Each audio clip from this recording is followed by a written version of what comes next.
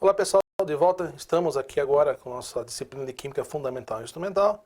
E hoje nós vamos tratar de um assunto que tem muito a ver com reações químicas, né?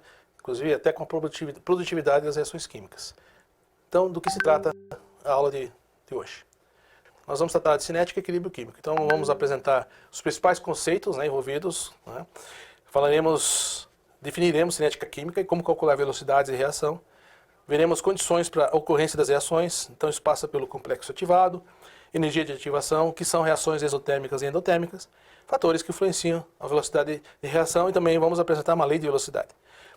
No equilíbrio químico, trataremos de reações reversíveis, um conceito, digamos assim, novo, né? Constante de equilíbrio, como definir e fazer o cálculo.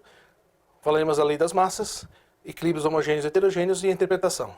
E como realizar o deslocamento do equilíbrio. Então, falaremos do princípio de Le Chatelier, o efeito da concentração, da pressão e da temperatura. Esses efeitos podem melhorar o rendimento, a velocidade de várias reações. Então, do que trata a cinética química? Trata da velocidade com que ocorrem as reações. E o equilíbrio químico trata das reações reversíveis, aquelas que ocorrem em dois sentidos, né? E dos fatores que influenciam o aumento da velocidade num sentido ou no outro, conforme a conveniência. Então, ambos os tópicos, isso é importante, tem relevância na questão da produtividade quando no contexto de fabricação de substâncias em processos industriais, né? Então, em particular, atenção ao engenheiro de produção. Então, a cinética química trata da velocidade das reações em meios aquosos ou gasosos. As reações químicas ocorrem com velocidades diferentes, né? Mas essas velocidades elas podem ser alteradas. Então, como é que eu calculo a velocidade média de uma reação? Eu pego um certo intervalo de tempo e calculo a concentração final, a diferença entre a concentração final menos inicial. Nesse intervalo de tempo, eu calculo essa razão. Então, isso me dá uma velocidade média com que foi consumido, né, aquele elemento, né, o reagente ou como um produto foi formado. Então, em termos de reagentes e produtos, a expressão é dada por essa aqui embaixo. Então aqui, notem que quando calculado em função da variação da concentração dos reagentes, aparece um negativo aqui, um sinal de menos, porque a variação dos reagentes é sempre negativa. Então como eu quero medir a velocidade de uma reação de uma forma uniforme, né, a taxa de formação de produtos é positiva. Então menos com menos aqui vai dar positivo também, então eu acabo obtendo, né, o mesmo resultado. Isso é extremamente conveniente. Então, por exemplo, o cálculo de velocidades. Um exemplo típico é da decomposição da água oxigenada, né, com peróxido de hidrogênio. Então você pode medir a concentração em vários instantes, né? Então, por exemplo, eu tenho uma concentração inicial 0,8 e meço a concentração novamente no tempo 10. Aqui era o tempo 0. Então tem uma variação de 0,3 na concentração em 10 minutos. Próxima medida, em 20 minutos. Eu tenho uma variação aqui de 0,2 em 10 minutos. E na próxima de 0,1 em 10 minutos. Então eu tenho aqui a velocidade. 0,03 mols por litro por minuto. Essa seria a medida da velocidade de reação nesse intervalo. Aí no próximo intervalo é menor e assim por diante. E ela vai diminuindo com o tempo, né? Porque chega a um certo tempo, né, a reação termina. Aqui eu estou falando agora da formação, né? Ali no slide anterior foi o medida do consumo da água oxigenada. Aqui eu já estou falando da formação de água, né, e de oxigênio nessa decomposição. Então, por exemplo, no trecho 1, que vai de 0 a 10, então eu consumi 0,3 mols por litro, né, de água oxigenada. Mas formei 0,3 mols de água e de oxigênio. Então está aqui a plotagem desses valores. Então, formação de oxigênio e formação de hidrogênio. Desculpe, água líquida. No próximo trecho, de 10 a 20, eu tenho uma formação um pouco menor, mas notem que sempre na proporção estequiométrica. Então, isso aí soma-se o valor anterior, e no trecho 3 a mesma coisa. Então, essas são as curvas de formação de água e de oxigênio. Aí, como é que eu meço, né, as taxas de variação? As velocidades médias, né? Por exemplo, no trecho 1, eu tenho 0,03 de consumo de água oxigenada. Notem que é positivo, porque na verdade eu vou fazer final menos inicial, só que como é reagente, né, o sinal menos à frente. Aqui eu tenho a velocidade de formação de água, né, 0,3 menos 0, Então eu formei 0,03 mols de água, né, por litro por minuto, essa é a velocidade de reação, e a velocidade de formação de O2 é metade, né, porque eu tenho, na verdade, metade de mols formando. Então essas são as velocidades médias em relação ao reagente e os dois produtos. Só que é o seguinte, para mim interessa, né, no geral, é a velocidade média da reação, uma velocidade que seja única. Ali eu tenho 3 velocidades, duas por coincidência são iguais. Então a proporção aqui das velocidades, 2 para 1, né, ponto 3 e ponto 15. Mas notem que se eu fizer a seguinte conta, se eu pegar a velocidade média de consumo de H2O2 e dividir pela quantidade de mols, fizer a mesma coisa para o H2O, formação do produto, e do oxigênio, dividir pela quantidade de mols, né, que se formam, eu vou obter o mesmo valor, 0,15 mol por litro por minuto. Então, eu posso definir uma velocidade média da reação como sendo ou velocidade média de consumo de A pelo número de mols de A, ou velocidade média de consumo de B pelo número de mols de B, ou velocidade média de formação de C pela quantidade de mols de C, e a mesma coisa para o produto D. Vai dar o mesmo valor. Então, isso é extremamente conveniente. Isso vai definir a velocidade média da minha reação calculada naquele trecho considerado. Então, na prática, é esse valor que nós vamos utilizar. Um exemplo. Eu tenho aqui essa reação de decomposição da amônia. Então, 2 mols de amônia formam 1 mol de nitrogênio e 3 de hidrogênio. Então, se em 10 minutos foram consumidos 4 mol de amônia em 1 litro de solução, qual a velocidade média da reação nesse período? Então, basta fazer o seguinte. Foram consumidos 4 mols por litro de amônia em 10 minutos. Essa é a velocidade média de consumo da amônia, mas são 2 mols. Né? Então, a velocidade média da reação, na verdade, é 0,2 mols por litro por minuto. Se eu fizesse outro cálculo usando a formação de nitrogênio ou formação de hidrogênio, seria o resultado igual. Bom, condição para que as reações ocorram. Então eu preciso ter o seguinte. A formação de um composto intermediário é chamado complexo ativado. É um estado intermediário de transição entre reagentes e produtos, onde tem reações enfraquecidas, que são as reações que estão presentes nos reagentes, e a formação de novas ligações, que são as que vão estar nos produtos. E eu tenho também o conceito de energia de ativação. É a menor quantidade de energia, né, que eu devo fornecer aos reagentes para que esse complexo ativado se forme. E, claro, consequentemente, condição para que haja ocorrência da reação. Um exemplo bem típico. Por exemplo, o fósforo só vai entrar em combustão quando ele for atritado. Então, de onde é que vem a energia de ativação?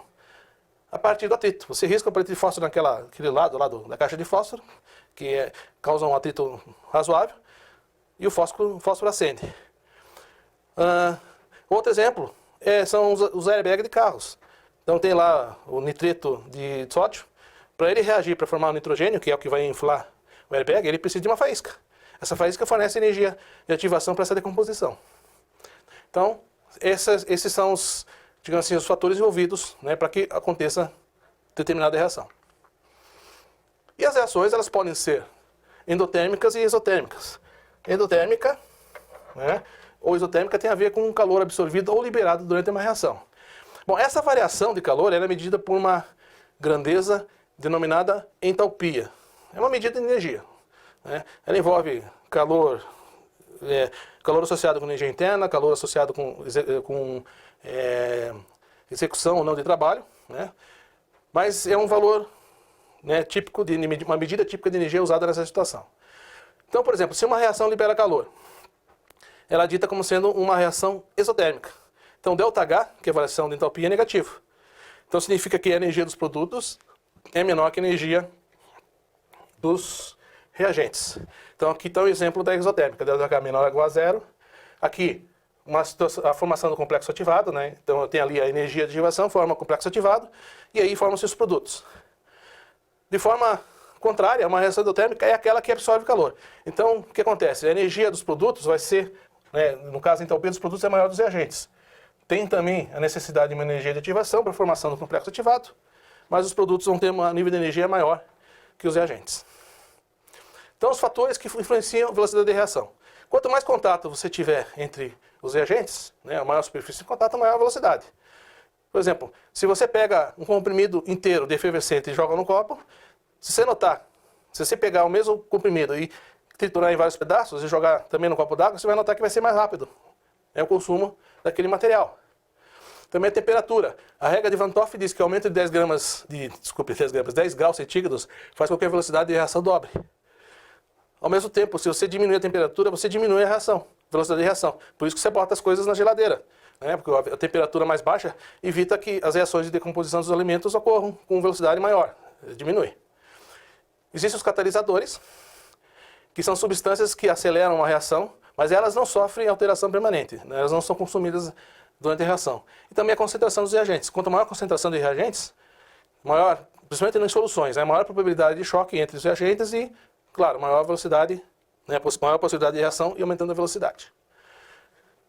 Então, existe a lei da velocidade, que justamente ela considera a questão das concentrações.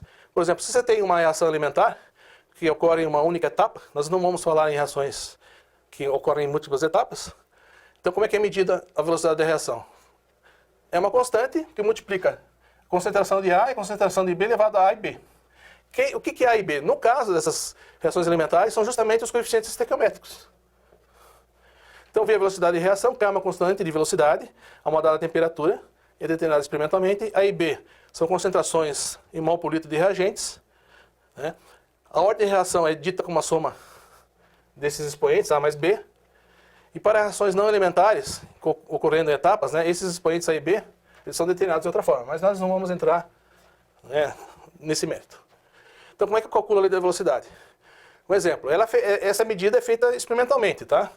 Se a reação for em uma etapa, né, ela vai bater com aquele cálculo, né, aquela forma de determinação mostrada anteriormente.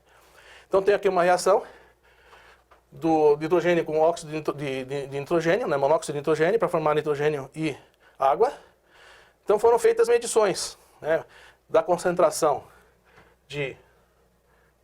a influência da concentração de H2 e do NO na velocidade. Então, com essas concentrações, eu tive essa variação. Quando eu dobrei a concentração de hidrogênio, mantendo constante a de óxido de nitrogênio, a velocidade dobrou. Nesse experimento, eu mantive constante a concentração de hidrogênio, mas eu dobrei a de nitrogênio, de óxido de nitrogênio. A velocidade quadruplicou.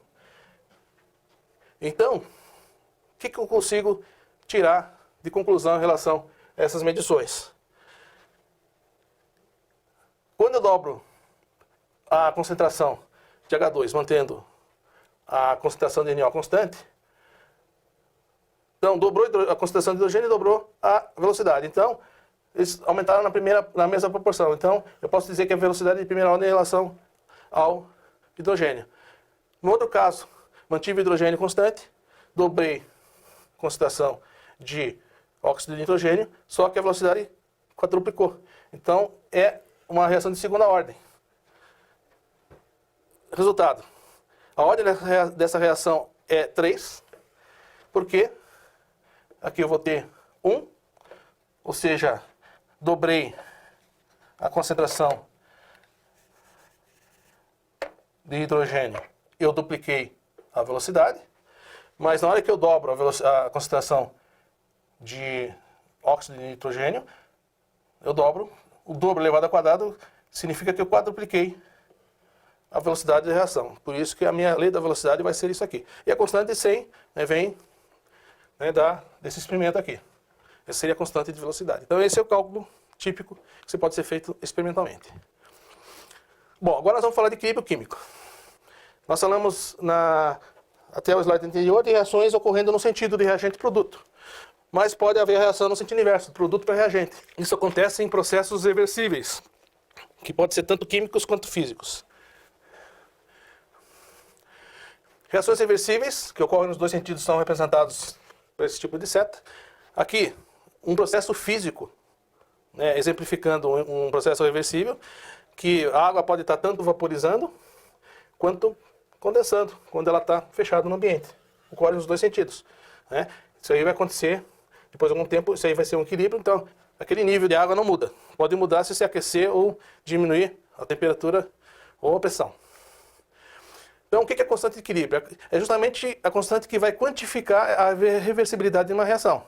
Quando ela for alta, significa que a tendência é formar muito mais produto. Quando for baixo, é o contrário, formar mais reagente. E formar valores intermediários indica que as quantidades de reagentes e produtos são semelhantes. Então, aqui, uma reação de equilíbrio, N2O4, que pode estar formando duas moléculas de dióxido de nitrogênio, né? Tetróxido formando uma molécula de tetróxido formando duas de dióxido. Isso aqui pode estar em equilíbrio. Então, aqui eu tinha inicialmente 10 mols e 0. Passou um tempo, equilibrou com 8 mols de N2O4 e 4 mols de dióxido. Então, isso aqui está mostrado no gráfico. Se isso aconteceu, digamos assim, num volume de 1 litro, né, eu tenho uma concentração final aqui de 4 mols por litro de NO2 e 8 mols por litro de NO2O4. São concentrações. Aí você tem uma reação direta. Então, como é que calcula a reação direta? É constante direto vezes a concentração de N2O4. Aqui aparece nada, né, no expoente, é como se fosse 1. Na reação inversa, eu tenho o K inverso e aqui 2. Por quê? Eu tenho 2 aqui. Na hora que eu igualo as duas velocidades, que seria o caso do equilíbrio, eu vou obter no final essa relação. A concentração de produto sobre a concentração de reagente, cada um elevado ao seu coeficiente estequiométrico. Isso aqui é a tal da constante de equilíbrio, que é a constante da reação direta sobre a inversa. Não vamos entrar em considerações mais profundas aqui, mas você pode calcular essa constante sem considerar a unidade. Então, esse cálculo, esse raciocínio, né, na verdade, ele acaba chegando ao que foi denominado pelos noruegueses Guldberg e Waite em 1863, que seria a lei da ação das massas. Constante de equilíbrio de uma reação representada dessa forma é escrito através dessa razão. Em cima eu tenho o produto das concentrações dos produtos, né, elevados aos seus coeficientes estequiométricos, e embaixo o produto das concentrações dos reagentes elevados aos seus coeficientes estequiométricos. Isso define a constante de equilíbrio e ela também pode ser obtida experimentalmente. Aí nós temos equilíbrios homogêneos e heterogêneos. Homogêneos são os reagentes e produtos que têm concentrações que podem variar. Por exemplo, quando você tem gás, né, você pode medir essa concentração do gás naquele volume, mas existem equilíbrios heterogêneos, onde a concentração não muda. Por exemplo, quando eu tenho na reação sólidos. Eu tenho sólido aqui. Então, como é que eu calculo essa constante? Eu considero a concentração do que é sólido como sendo 1.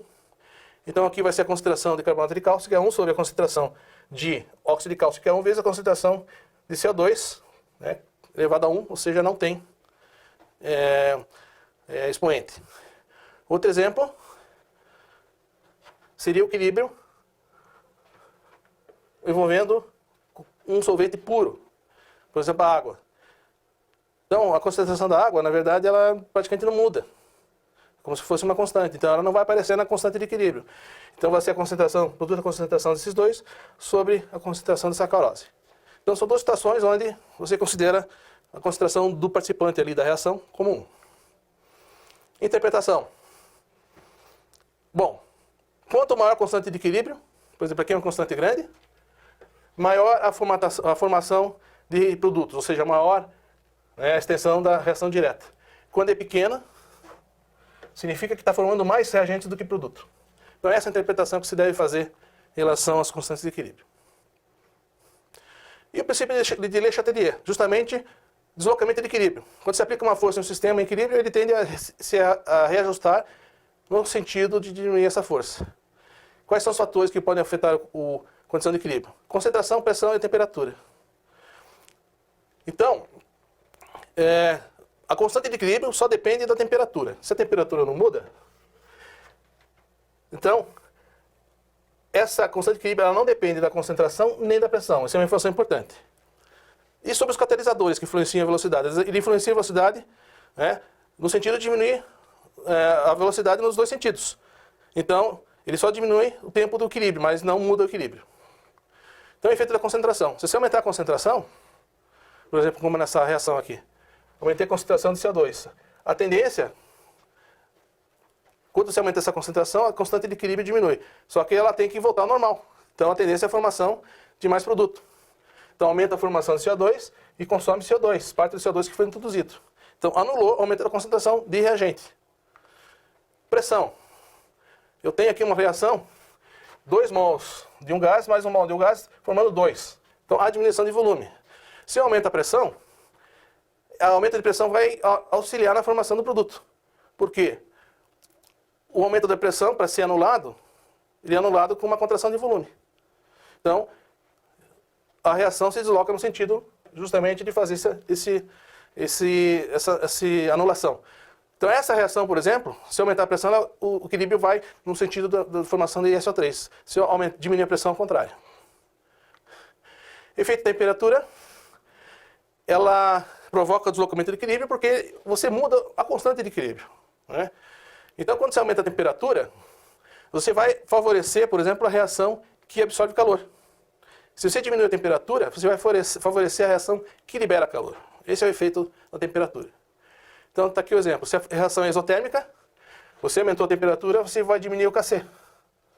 Então, a tendência, né, é você deslocar a reação, né, no sentido, aumentou a temperatura, você vai deslocar a reação no sentido da reação endotérmica. Se você aumentar, nesse caso aqui, a temperatura, né, a reação endotérmica está nesse sentido. Então, esse seria o efeito da temperatura. E as referências, né? Então, só pedir desculpas, pessoal, que essa apresentação ficou um pouquinho mais longa, porque o assunto é longo mesmo. Eu tentei resumir ao máximo, mas espero que eu tenha tido sucesso. Para complementar esse estudo, então, novamente, as mesmas referências, tem as notas, né? Então, os vídeos sugeridos, as simulações, né? As simulações para cinética química, equilíbrio químico e para estequiometria são muito interessantes, não deixe de dar uma olhadinha. Inclusive, tem jogos, né? Vídeos sugeridos na rota, textos indicados para leitura e, claro, os exercícios que não devem deixar de ser feitos. Então, nós terminamos nessa aula de hoje e agora nos encontramos na próxima. Até lá.